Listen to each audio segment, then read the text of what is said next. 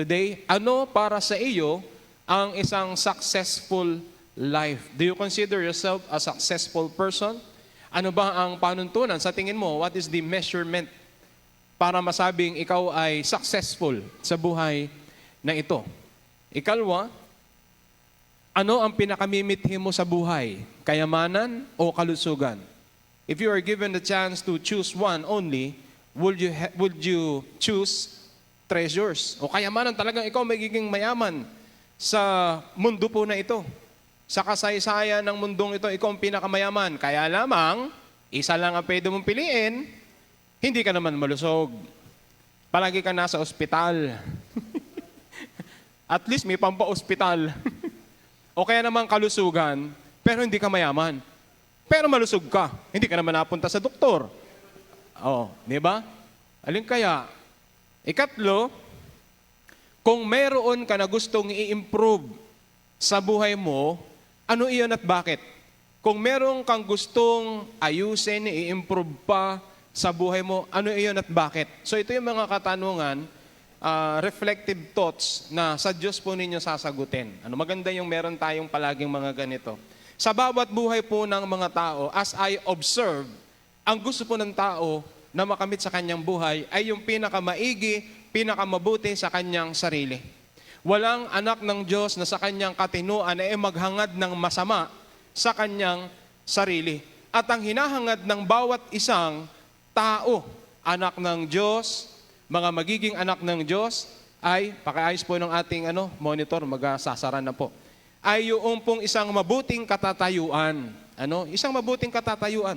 Minsan ka lamang mabubuhay sa mundong ito, gusto natin magkaroon tayo ng mabuting katatayuan, maayos na estado, magaan na buhay, lalo na sa ating, you can have all the riches, pero kapag hindi ka malusog, parang wala.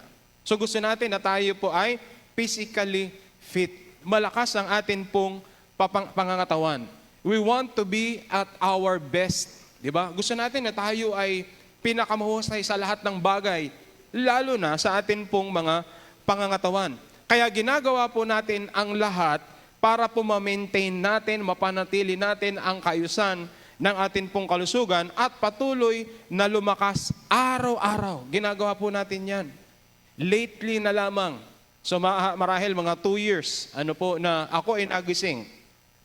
Ako ay nagising, I am awakened from my senses, sleeping senses, na mahalaga talaga, Sister Grace, ang kalusugan. So, I used to weigh 356 pounds. That's the most na dinala ng aking mga buto. Kaya ngayon po, talagang kahit medyo gumaan na tayo, masakit pa rin ang tuhod ko. Ayun pa rin. Ang problema ko, yung pag-akyat sa mga hagdan. So, pasensya na kayo kung parang talangka tayo. Pag minsan, kapag umaakyat, binibining Pilipinas, pa isa-isang hakbang lang. So, ginagawa po natin ang lahat, para tayo maging malusog. Ngayon ko na-appreciate ang pag-eehersisyo. Kami po sa bahay ni Sister Bibian, ay kami gumigiling talaga. Kami nag-aerobics. Sinusundan namin yung nasa YouTube, Reps to the Rhythm, Elani Fit, marami tayong ginagaya, Heroes of Fitness. Ay talagang, ako hindi po marunong sumayaw at hindi pa naman nadidevelop. Pero siya'y nagsawa na, ako'y tuloy-tuloy. At kapag ako'y nag-exercise, ang aming bahay ay natiti. Ang saig. Natatawa ko dahil yung aming inaalaga ang bata ay minsang nadulas mismo sa pawis ko. So sabi ko, parang mamanti-mantika yata yun. And then, umiiwas tayo sa bisyo. Baka naman, meron pang mga kapatiran na bisyo, maitatago niyo yan sa mga kapatiran, pero hindi niyo matatago sa Diyos. Iwasan na po natin yan. Matulog po tayo na maaga. Sino dito yung mahilig magpuyat? Hindi na baling mapuyat dahil meron po kayong trabahong ginagawa. Pero ayon pa rin po sa siyensya ng medisina, ang 8 oras na tulog ng isang tao, matanda o bata ay kinakailangan para po tayo ay lumusog. Kumain ng tama. Kumain tayo ng tama ng mga masusustansyang pagkain. Pagka meron tayo nakitang balat na lechon, halimbawa tayo ay nasa isang punsyonan, inimbitahan tayo, tapos ibinigay sa iyo yung pinggan and do the honors, yung babakbakin mo yung batok, ha? Tagabakbak ka lang, pero wag mong babakbakin ang balat. At baka mapadali At marami pang iba. Alam niyo po yung mga vitamins, sundin po natin ang label. Pagka tayo ay may edad na, may mga hustong edad yan para sa vitamin ang dapat ating inumin. Natanggap ko na po na ang aking iniinom ay Centrum Silver na. Ayan, kasi nga 50 anyos na. Nung una, hindi, pang 30 years old pa lang ako. Ayan. So, kinakailangan na ng Centrum Silver o anumang mga kawangis na vitamins na ugma para sa ating edad. Para po tayo ay lumakas. Pero, naisip mo na ba, kapatid, na bakit ka pa rin humihinga, nakakatayo, lumalakad ng malayo sa buhay na ito? Ito po yan. Kaya ka nakakatayo, kapatid, humihinga, lumalakad, patuloy na nabubuhay ng positibo sa buhay na ito, kahit na marami kang dinadala, nakakasurvive ka, sabihin na natin, bukod sa buto na umaakay, nagbubuhat sa iyong pisikal na katawan, ay ang katotohanan na ito na malusog ang iyong espiritu. Amen. Mula sa katotohanan ito, bayaan po ninyong ipahayag ko. Ephesians chapter 4, verse 4 hanggang 6, may iisang katawan. Napakahalaga na maunawaan po natin na ang atin pong Panginoon ay meron lamang siyang itinanging iisang katawan. Ang katawan na iyon ay ang kanyang iglesyang tinubos niya ng kanyang dugo. Itong iglesyang ito ang kanyang iniwan at inihabilin sa banal na espiritu at sa kanyang muling pagbabalik, ito ang kanyang babalikan. Wala ng ibang katawan. Ang katawang umuugnay sa kanya at iisang espiritu. Hindi po ito yung ating mga kaluluwa.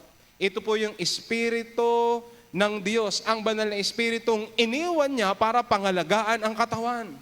To keep the body of Christ healthy. Siya ang nagsusustain ng kalusugan nito kung papaanong may iisang pag-asa na para dooy kayo'y tinawag ng Diyos. Nang ibig sabihin ng pag-asang ito, ang kanyang pangako noon ay isang pangako pa rin ibinibigay niya ngayon na ang marami ay tinupad niya at tutuparin pa sa buhay ng mga taong kaugnay doon sa iisang katawan. Amen.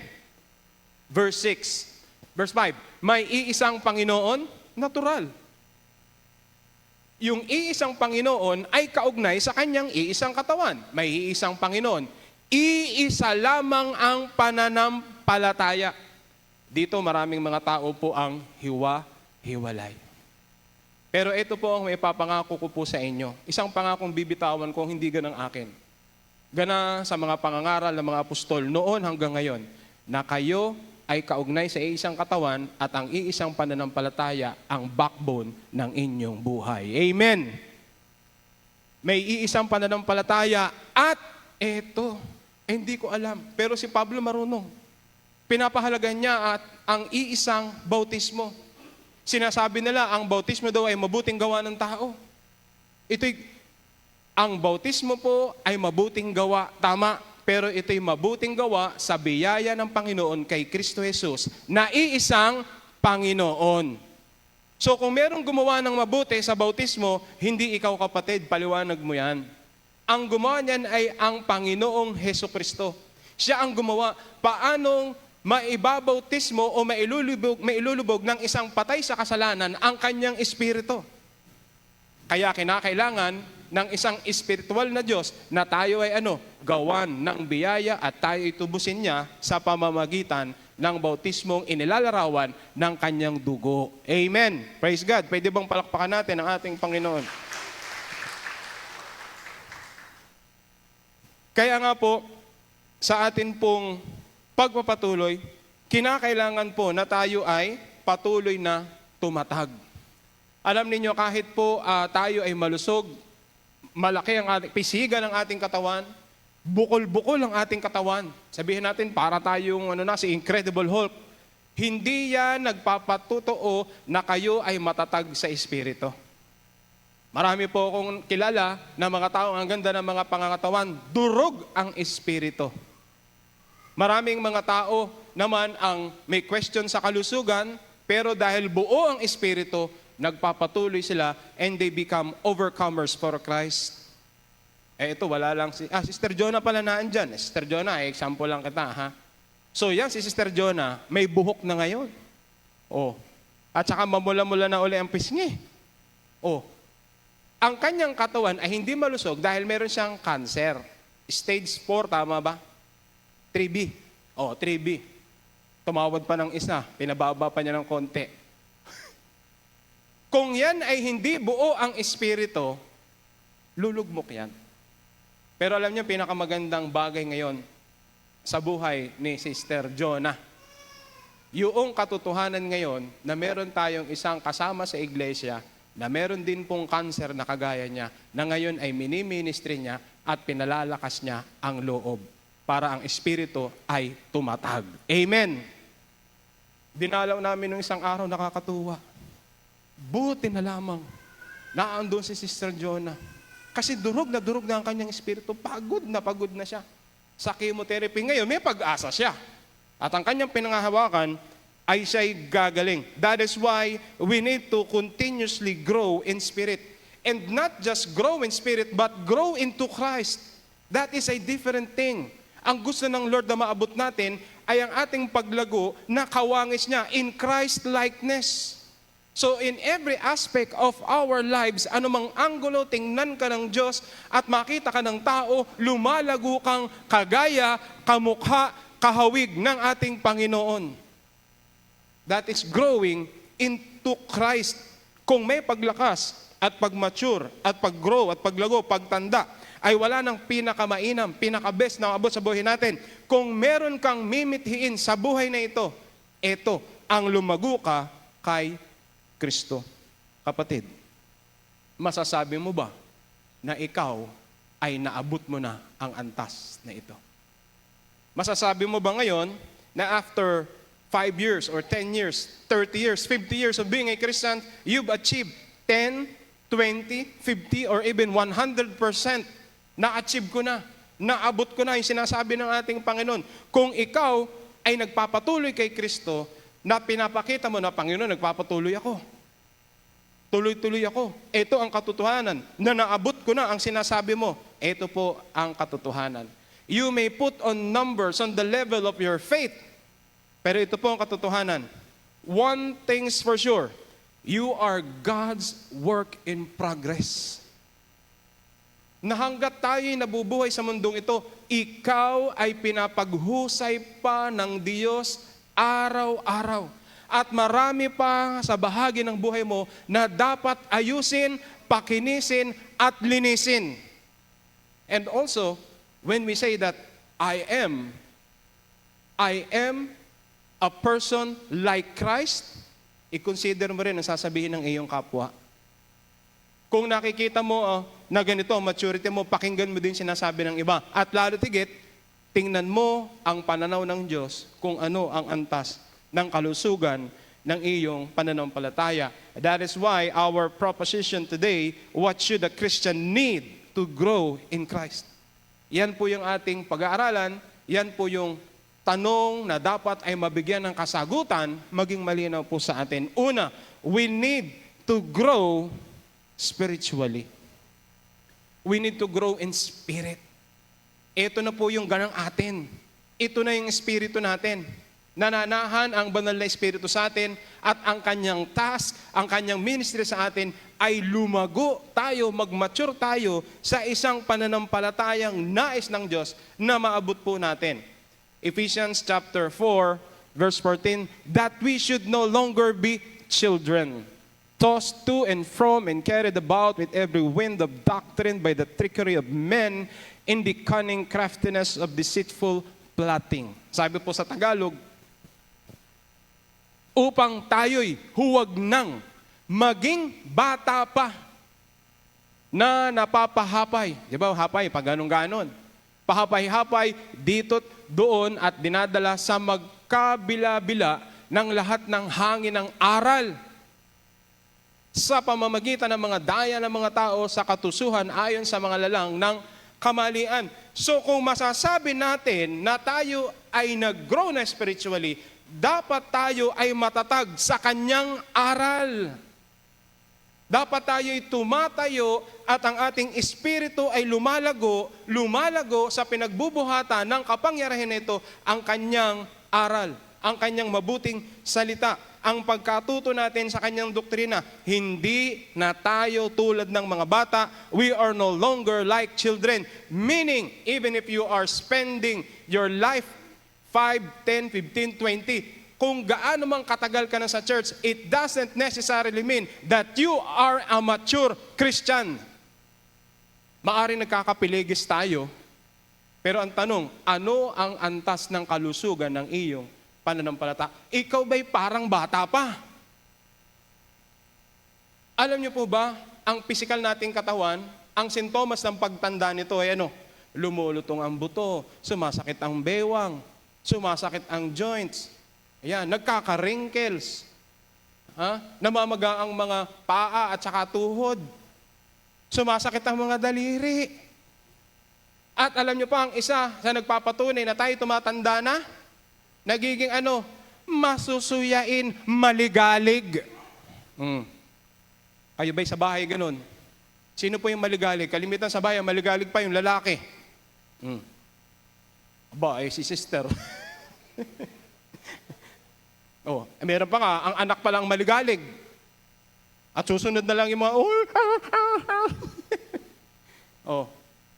sa ating espiritu, di ba? Ganon din yun. Pag tayo ay matampuhin. Naku. Kayo ba ay may nakausap na grabe ang pagiging matampuhin? Nakulang na lang, makausapin mo, magandang araw aking kapatid. Nais kitang kausapin sa isang pagpupulong na nais kong liwanagin. Kasi pag kinausap mo ng normal, nagtatampo, ang taas naman ng boses mo, ganun-ganun, sakit mo magsalita. Aba, may sintomas yan na may problema pa sa espiritu yan. Problema mo pa noon nung natagpuan ka na rin. Hanggang ngayon, dala-dala mo pa. Ngayon, mga kapatid, we have to reach the Christian maturity or maturity in the Christian faith. And how can we do that? How can we mature in faith? Let us deepen our understanding of God's Word, di ba? So, yung palang nag-grow sa espiritu ay hindi na parang mga bata sa pananampalataya natatangay ng mga mapanlinlang na aral. Ngayon, para hindi mangyari yan, dapat mapalalim ang ating kaunawaan sa salita ng Diyos. Huwag mong sabihin kahit sa iyong kapatid at lalo higit sa harapan ng Diyos na alam ko na, Lord. Kasi kung alam mo na, baka kunin ka na ni Lord. Bakit? Aba, Diyos ka ba? Alam mo ng lahat. Kaya nga dapat lumalim ang ating kaunawaan, hindi lamang pagbasa. Di ba? Let us read and study the Bible regularly. Ang ginagawa kasi natin, we entertain what? The thoughts of reading Bible which are reference only to the Bible, na andyan yung mga inspirational books, motivational books, mga quotes of people, ay di doon na tayo magbasa sa Bible. Di ba? Buhay pa, humihinga, at mabubuhay at lalakas pa ang espiritu mo. Kaya hindi lamang basahin, unawain, tuwi-tuwi na ang Biblia. And again, let us meditate on the scriptures. Pagbulay-bulayan natin, kagaya ng mga katanungan binigay ko sa inyo, para pagbulay-bulayan nyo, ang salita ng Diyos ganun din. Pagbulay-bulayan natin, tingnan natin kung saang anggulo ng buhay natin pwedeng i-apply ang lahat ng ating matututunan sa Biblia, dahil we have to seek sound teachings in the Bible. Kaya maraming mga natatangay na mga kapatiran, 1,500 na. Tayo lahat dito, minus na siyempre yung mga nawala na. Yung nawala na naglilingkod sa Diyos, okay. Pero yung nawala, yung ilan sa 1,500 at higit pa na miyembro ng Shetelig Church of Christ na lumipat sa iba dahil hindi niya mismo sarili niyang pananampalataya niya, hindi niya nalalaman. Kasi wala siyang panahong unawain ang salita ng Diyos. So hindi lamang natin babasahin, unawain po natin. Matthew chapter 4 verse 4, Jesus answered, "It is written, man shall not live on bread alone." Yung pagkain ng tiyan. Lalakas ang ating katawan. Pero ano ang pinalulusog ng salita ng Diyos? ang ating mga espiritu, but on every word that comes from the mouth of God. Ngayon, i-assess po natin ang ating mga sarili. Ang ating po bang espiritu ay malusog, malnourished, o naghihingalo? Purihin ng Diyos, kasama ka ngayon, siguradong lalakas na yan. Amen? Palakpakan natin ang ating Panginoon.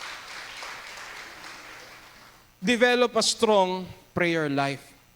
Ako naniniwala pa rin, paulit-ulit, kung sino ang iyong palaging kinakausap, siya ang iyong pinaka-close. Kung sino ang palagi mong kasalamuha, siya ang pinakamalapit sa buhay mo. Kaya kung palagi natin kinakausap ang Diyos, pwede mong yung pagmalaki, close ako kay Lord. Bakit? Kinakausap ko siya. Nananalangin ako siya. Tayo pag nananalangin, Lord, malapit na po ang katapusan. Darating na po ulit ang mamumutol ng kuryente. Lord, dalhin mo nawa sa akin ang mga taong tutulong sa akin. Nako. Yan. Diba? Pag may problema, nako. Talagang dumadapa pa. Lord, I submit to your will. Meron akong problema. Ang bigat ng aking dinadala. Yan. Pag merong mga pagsubok sa buhay, ayan, naaalaala natin si Lord. Nasubukan niyo na bang manalangin na gusto mo lang kausapin ng Panginoon? Tayo nga, ako, naghahangad ng aking anak. Gusto ko, may time siya, kausapin ako. Totoo yung Brother Jean. Si Shelo, pag inaakbayan ko, naku, ba nun nangyayari sa'yo? Inaakbayan ka ng tatay mo. Pag kinakausap, ang gusto niyang kausapin ay ang kanyang cellphone. Ayan. Kaya pag minsan, i-message ko na lang siya para mag-reply din siya. Ayan. Ang Diyos, hinihintay niya na kausapin mo siya. Makipag-usap tayo sa Panginoon, Lord, ito po yung naranasan ko ngayon. Ako'y masaya kasi pinatunayan mong muli ang iyong kabutihang loob sa akin. Iningatan mo ako, binayayaan mo ako, na overcome tong problem na ito. O kaya naman, kung meron tayong hilingin, may hinihiling tayo para sa iba. Di ba? Yung ikaw ay may hinihingi, pero para sa iba, Lord, meron pong prayer request na dumating sa akin, kagalingan, kalusugan, ibigay mo po, O Diyos. Dinggin mo po ang panalangin ko para sa another thing. Let us listen to God. Makinig tayo sa Diyos. Kailan ba sa punto ng buhay mo at sinabi mo na, Lord, ikaw ba'y nakikinig sa akin? Ang sasabihin ko po ito, ikaw ba'y nakikinig sa Kanya? Ang sinasabi ng Kanyang minamahal na anak, tayo, anumang sabihin natin, hindi pa natin sinasabi na uunawaan na niya. Ang tanong, nakikinig ka ba at inuunawa mo siya? At siya ay nagsasalita sa pamigitan again ng kanyang mga banal na salita. Ang Biblia ang hawak-hawak natin. Naandoon sa eskaparate, bago pa rin. Binili sa PCBS noong 1997, nanilaw dahil hindi binubuksan. Ang Biblia ang salita ng Diyos na magsasalita sa iyo. Pakinggan mo naman. Basahin mo, lumain mo kung maaari. Naluluma dahil pinakikinggan mo siya. And sa panalangin po natin, let us always pray for wisdom. Palagi tayong humiling ng karunungan sa Diyos. Matalino tayo, may kapasidad tayo, pero dahil tayo ay Kristiyanong tinubos ng Diyos sa ating mga kasalanan, patay na noon, buhay ngayon sa biyaya ng Diyos, ang buhay natin ay para sa Kanya at nabubuhay tayo para sa Kanya. Ang alamin natin ay anong karunungan at kalooban ng Diyos ang gusto niyang matutunan po natin. Tayo naharap sa marami pong mga pagdidesisyon, mga pagpili. Let us always ask for God's help, for His wisdom. A wisdom that definitely will guide us to reach the proper decision in our lives. Engaging Christian community. Marami sa inyo nakikita ko kapag Sunday. Pero marami din sa inyo ang hindi ko nakikita. Okay, wag po kayong magtatampo, ha? Sinasabi ko lang yung totoo. Hindi ko naman nakikita, halimbawa sa gawain ng kababaihan. Na yung gawain ng kababaihan ay idinisenyo para kayo ay magkakilala.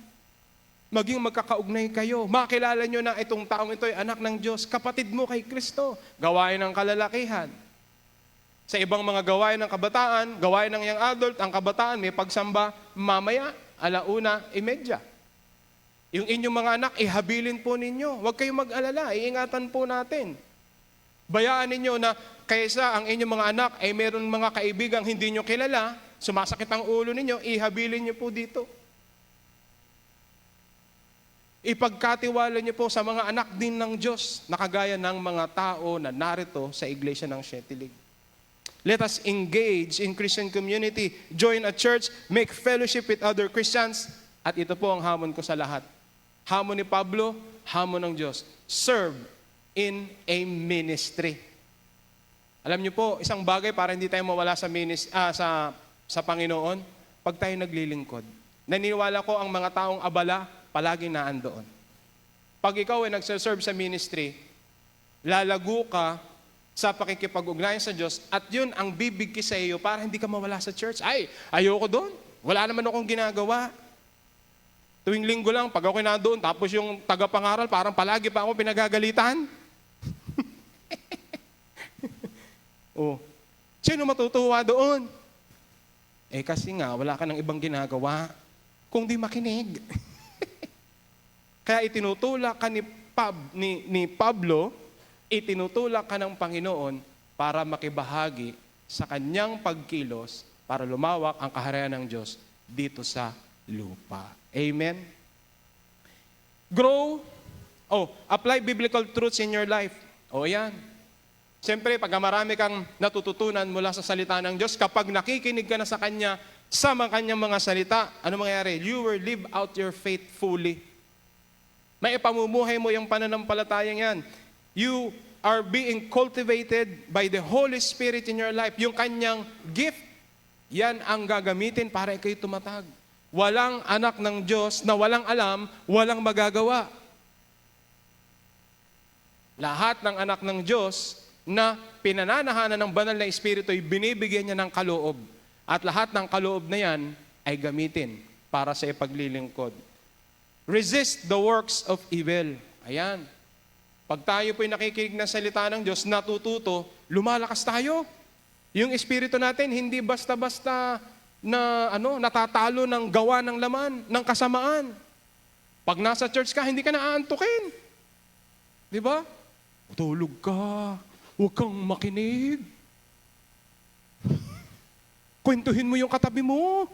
Kasi nakikinig siya kay Lord. Kwentuhin mo. Naku, wag baka naman tayo pakasangkapan pa sa kalaban. Di ba? Ngayon, kung ikaw ay lumalalim sa mga katotohanan, malalabanan mo ang kalaban ng Diyos. Ang diablong kalaban din ng tao. Ikalima, grow through trials and challenges. Sino dito yung kaya nagpabaptize ay gagaling sa kanyang karamdaman? Ay, ako po yan. Ang ganda ng pangaral sa akin. Apo, yung aking lola. Sabi ng aking lola, kasi ako po ay may karamdaman, medyo tumataas ang creatinine ko noon, kaya, siyempre, baka ma-dialysis, ganan-ganan. Sabi ng lola ko, magpabaptize at gagaling ka. Ay, ganun po baga. Ay siya, pwede bagang bukas na. Ganda ng ultimate yun. Yung iba, pag nangaral, alam mo ba, bukas, pag dumating si Lord, impyerno ka, pag di ka nabaptize. Ayan din ang mga Ako naman, gusto mong gumaling, magpabaptize ka. Pwede po ba ngayon na? Hindi, may pupunta dito at tuturuan ka. Ayun, nung tinuro, naging klaro sa akin na hindi ako gagaling, pero gagaling ang espiritu kong higit na may karamdaman kaysa karamdaman ng aking katawan. Kaya nung ako po yung nabaptized, alam ko kung bakit ako ilulubog sa tubig, ano ang kanyang isinisimbolo, at ano ang epekto nito sa aking buhay. Kaya ako, nung nabaptize ako, ang alam ko, tinas ko talaga ang aking mga kamay. Simbolo ng tagumpay at simbolo din ng pagsuko ko sa Diyos na sa araw na ito, gagawin kong sumunod naman sa Kanya at hindi na ako. Praise God. Grow through trials and challenges. Seek godly wisdom and guidance. So let us pursue godly wisdom from His words and from spiritual mature people. Yan, hanapin natin ang mga katuwiran ng Diyos, ang mga karunungan ng Diyos sa Biblia at sa mga tao. Gumagamit ang Diyos ng mga tao para tayo ay matuto ng Kanyang mga salita. At ang iyong buhay ay bahagi ng Kanyang mga patutuo sa mundong ito.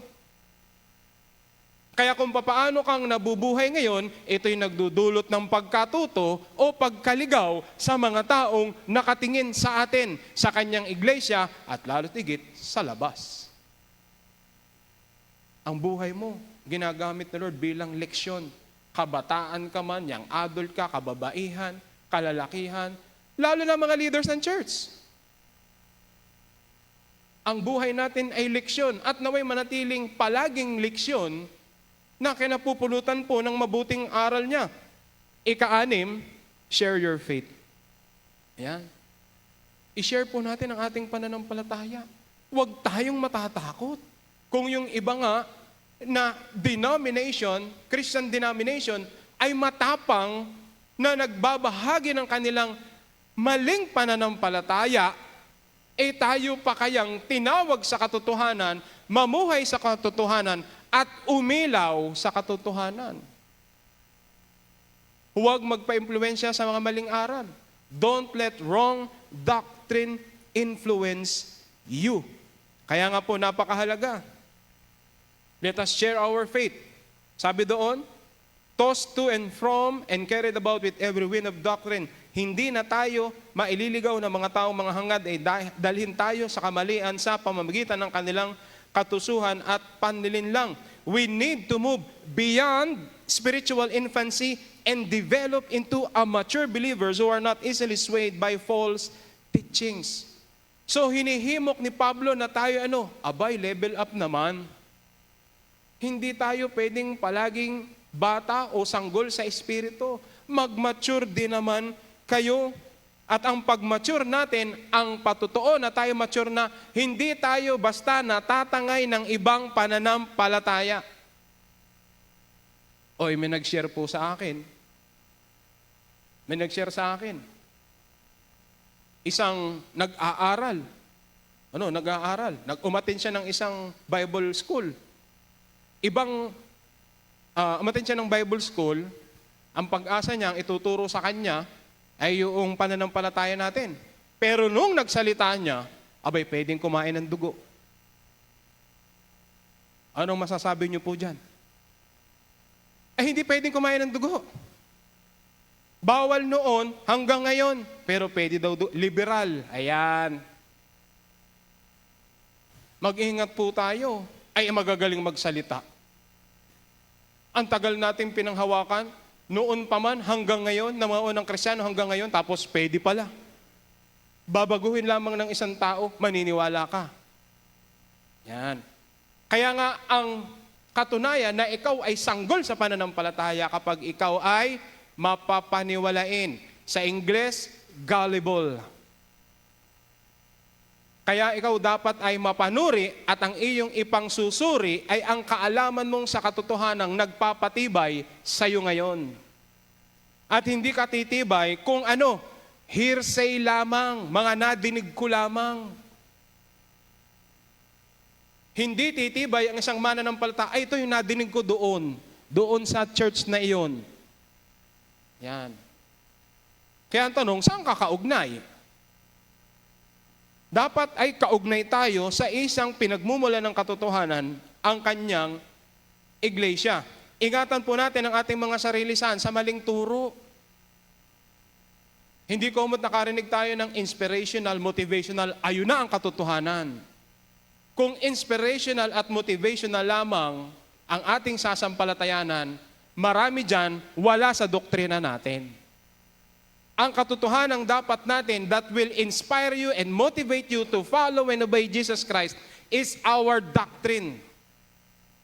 Ang atin pong aral. 2 Timothy chapter 3 verse 16 and 17. All Scripture is God-breathed and is useful for teaching, rebuking, correcting, and training in righteousness. Ang ating mga aral ang siyang gamiting pagsasanay sa katuwiran. Verse 17, so that the servant of God may be thoroughly equipped for every good work.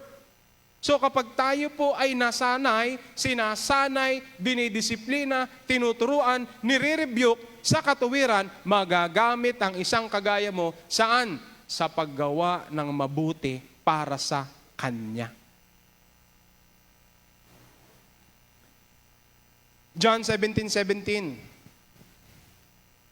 Next po tayo. Sabi doon, Father, sanctify them by your truth, because your word is truth. Panginoon, pakabanalin mo ang buhay nila sa katotohanan, dahil ang iyong salita ay totoo. Doon tayo magiging totoo.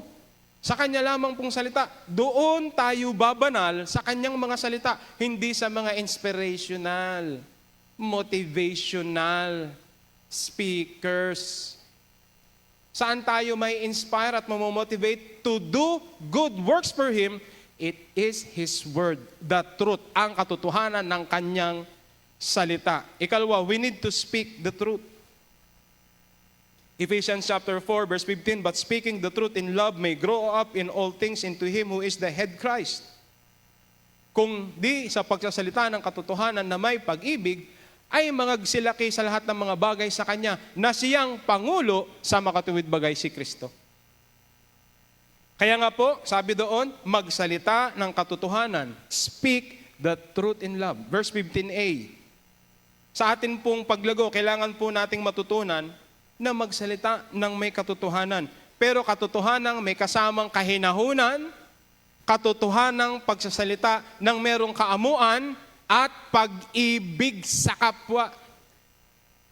Alam niyo po yung katotohanan, sometimes the truth sounds harsh. Kasi talagang kahit na anong katotohanan sasabihin mo sa kapwa, lalo kung magtutuwid, matsakit. Pero kung sasabihin mo ang katotohanan para manakit, eh yun nga yun. Pero kung sasabihin mo ang katotohanan para magtuwid ng kapwa, sabihin mo ng may kaamuan, sabihin mo ng may pagmamahal at habag sa kausap mo, lalo na sa anak ng Diyos. Anak din sila ng Diyos. Amen. Mahalaga sila. Ayaw ng Lord mawala yan. Kaya kung ikaw, you are being used by God to be an agent of truth, tell the truth, but definitely tell the truth in love. Sabihin mo ng may katotohanan. Bakit? Ang halimbawa nito, si Jesus, palaging tapat, nagsasabi ng totoo, pero ngunit laging nagmamahal. Diba? Di ba masakit sabihin, Ana, bakit ka pupunta sa langit? Mabait po ako. Hindi ka mabait. Makasalanan ka. Di ba masakit yun?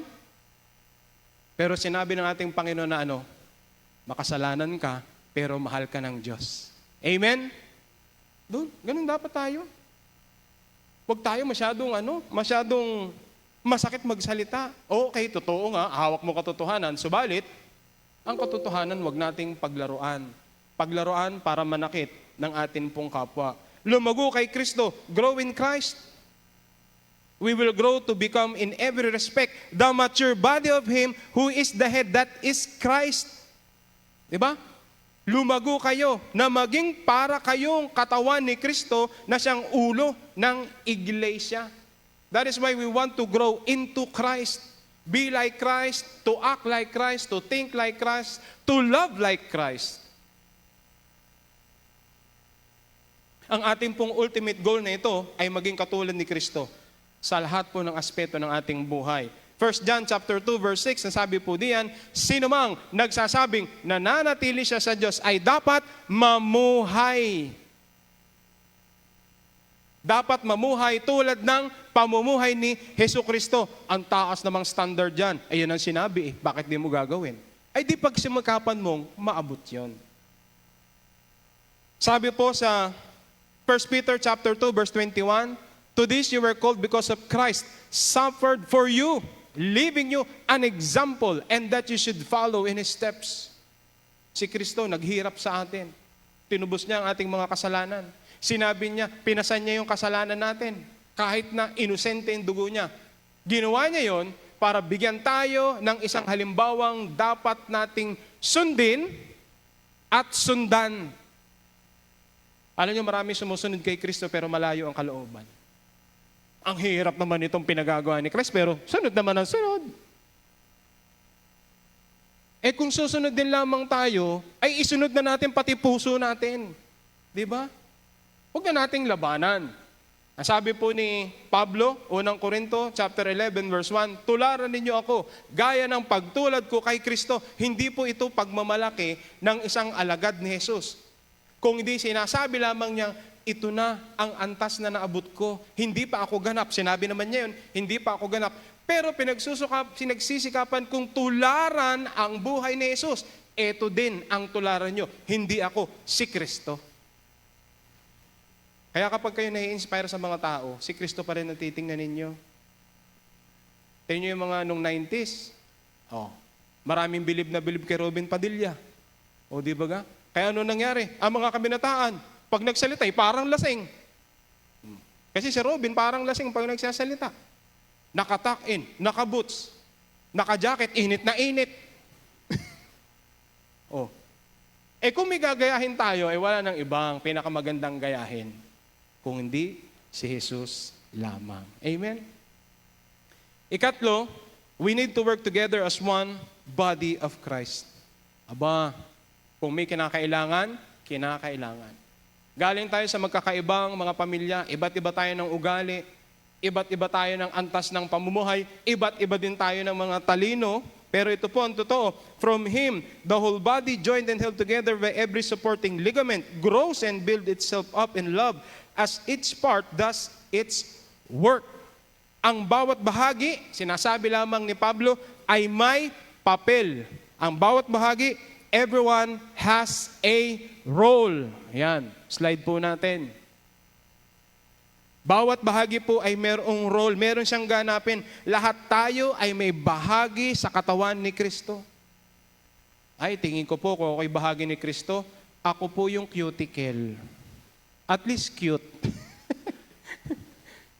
Huwag naman. Diba? Alam niyo yung cuticle, kaya po yan inilagay ng Lord dyan sa atin. Hindi yung kalabisan. Anong ginagawa ng tao? Tinatanggal. Alam niyo ba kung bakit may cuticle? Para protektahan ang kuko. Anong ginagawa naman ni Kristo? Ano ng cuticle mo? Napakapabaya. Kaya ano nangyayari? Nagkaka-incrone kayo. Ang cuticle nilagay ni Lord para protektahan ang ating kuko. Ngayon, kamusta ang inyong mga kuko sa paa? Para ba yan chicharong bulaklak? Baka, kaya na-murder yan, wala na kayong cuticle. Kaya kung cuticle ka sa church, maraming salamat sa'yo. Ang mahalaga, ginagawa mo, tinutupad ang layunin mo, ang bahagi mo, para tumibay ang katawan. Praise God! Palakpakan natin ang ating Panginoon. Kaya pag sinabi, cuticle ako sa church. See? Kasi pinuprotektahan ko ang mga mukhang kuko sa church. Kala niyo, cuticle, ginagawa, inaalis. Ilalagay ba ni Lord yan kung hindi mahalaga? So lahat po tayo, walang maliit o malaking bahagi o tungkulin. Ang lahat ay mahalagang bahagi sa katawan ni Kristo.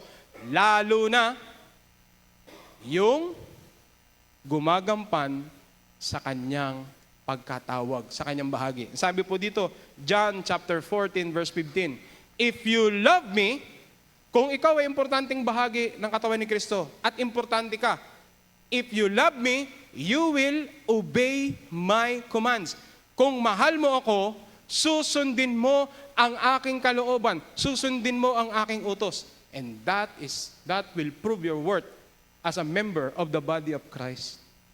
Yan ang iyong patutuo kung bakit ka mahalaga sa katawan ni Kristo. Lumago sa pag-ibig, grow in love, grows and builds itself up in love as its part does its work. Ang paglago ng iglesia ayon kay Pablo ay nakasalalay sa pag-ibig, pagkakaisa ng bawat kapatiran. Kayo po ba, pag tinanong sa Siete League Church of Christ, ano po ang sasabihin niya? Mga kapatid, hindi nga po. Pag kayo po ay tinanong, halimbawa, yung totoo ha, totoo. Pag tinanong ka, brother, brother, ano ang masasabi mo sa church mo? Ano yung nararamdaman mo? Yan. Pinararamdam ba nila na espesyal ka? Ipinararamdam ba nila na na-appreciate ka? Oh. Dapat may ganon. Sister Cielo, paano mo may paparamdam ang pagmamahal mo sa isang ministro? Yan. Pag kayo ba'y tinanong, ako po ay member ng Church of Christ, sige nga, paano kang pinapahalagahan sa iglesia? Kung meron tayong sasabihin, sabihin mo ng totoo. At kung hindi, sabihin mo rin ng totoo. Ako personally, kung ako'y tatanungin, isa lang sasabihin ko, ako ay minamahal sa church namin, pinapahalagahan ako doon, at nararamdaman ko na ako ay bahagi ng pamilya sa Siete League.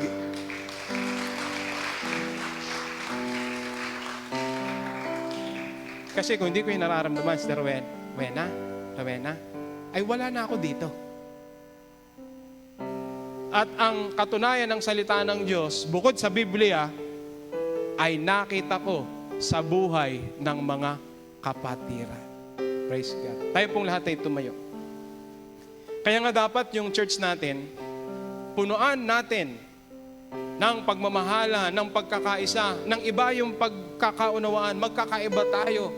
We have different thoughts, we have different opinions, pero malaya tayo doon. Pero isang bagay din na magtutuwid sa atin, iisa ang katawan, iisa ang Espiritu, iisa ang Panginoon, iisa ang Diyos, iisa.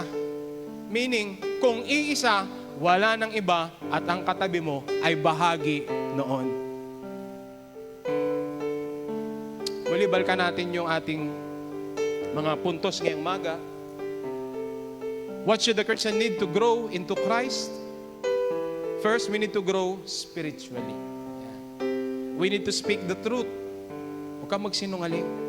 Kung nasaktan ka, sabihin mo, sister, ikaw baby Christian. Pag nasaktan ka sa sermon ko, bahala ka sa buhay mo. Hindi, joke lang. Pero kung nasaktan ka, mas mabuti na yon. At least di ka mapapahamak. Kasi pinapaalalahanan ka ni Lord. We need to work together as one body of Christ. Kaya wala nang tampuhan. Tama ba, Mela? Wala nang iringan. Wala nang tumutuo sa kapwa Kristiyano. Ay, yun lang naman ang ginagawa niya. Wala na. Kasi kung nagmamahal tayo, ito ang malaking patutuo na tunay ang iglesyang kinaaaniban natin. Aming Diyos, amin pong Ama, maraming salamat, Panginoon Diyos, sa araw po na ito. Sa iyo pong mga banal na salita na patuloy na nagbibigay sa amin, nagpapalakas sa amin, nagtuturo sa amin, nagpapatatag ng amin pong spiritual backbone, your doctrine, your teachings, your love and your compassion that keeps us true and keeps us standing. Even if our bodies are weak, kami po'y malakas dahil ang Espiritu mo ang nagpapatatag sa katawang ito na dinadala ng aming kaluluwa. Salamat po, Diyos, sa iyong mga aral. Ang pagpapahalaga nito, asahan mo, O Diyos, pagsusumikapan namin sa aming mga buhay. Sa pangalan ni Jesus, ang lahat ng mga anak ng Diyos, magsabi ng Amen and Amen. God bless po. Manatili pong nakatayo.